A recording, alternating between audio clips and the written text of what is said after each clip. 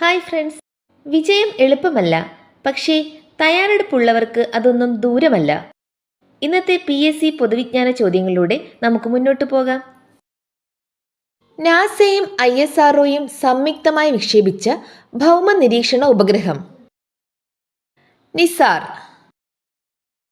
തട്ടിപ്പ് കേസുകൾ റിപ്പോർട്ട് ചെയ്യാനും നഷ്ടപ്പെട്ട ഫോണുകൾ ബ്ലോക്ക് ചെയ്യാനുമായി പുറത്തിറങ്ങിയ മൊബൈൽ ആപ്പ് സഞ്ചാർ സാരഥി. ഇന്ത്യയിലെ ആദ്യത്തെ ഭാഷാ സാഹിത്യ സാംസ്കാരിക മ്യൂസിയമായ അക്ഷര മ്യൂസിയം സ്ഥിതി ചെയ്യുന്നത് നാട്ടകം, കോട്ടയം. ഇന്ത്യയിലെ ആദ്യത്തെ സൗരോർജ ഗ്രാമം ഗുജറാത്തിലെ മോധേര. കേരളത്തിൽ ആന്റിബയോട്ടിക്കുകൾ നൽകുന്നതിനുള്ള കവറുകൾക്ക് ആരോഗ്യവകുപ്പ് നിർദ്ദേശിക്കുന്ന നിറം നീല. സമരം തന്നെ ജീവിതം എന്ന ആത്മകഥ ആരുടേത്? VS Achuthanandan.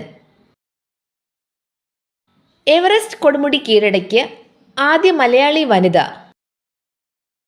സഫ്രിന Latheef. Eco tourism പോയിന്റായി പ്രഖ്യാപിക്കാൻ പോകുന്ന കിതൂർ പക്ഷി സങ്കേതം കേരളത്തിലെ ഏത് ജില്ലയിലാണ്?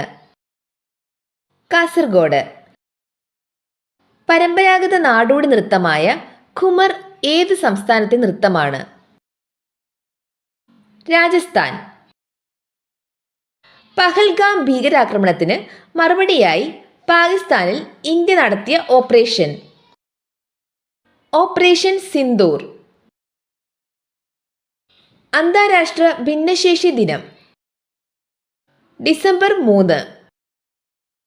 റെഡ് അലർട്ട് പ്രഖ്യാപിക്കണമെങ്കിൽ എത്ര മില്ലിമീറ്ററിൽ കൂടുതൽ മഴ പെയ്യണം?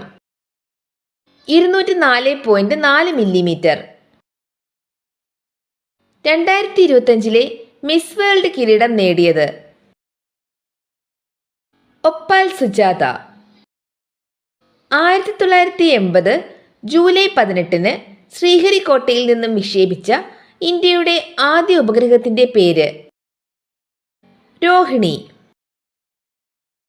മേജർ ധ്യാൻ ചന്ദ് ഖേൽരത്ന പുരസ്കാരം നേടുന്ന ഏറ്റവും പ്രായം കുറഞ്ഞ താരം D. ഗുഗേഷ്. ഇങ്ങനെ കൂടുതൽ PSC പൊതുവിജ്ഞാന വീഡിയോകൾക്കായി സക്സസ് ചാനൽ സബ്സ്ക്രൈബ് ചെയ്യൂ. അടുത്ത വീഡിയോയിൽ കാണാം. നന്ദി.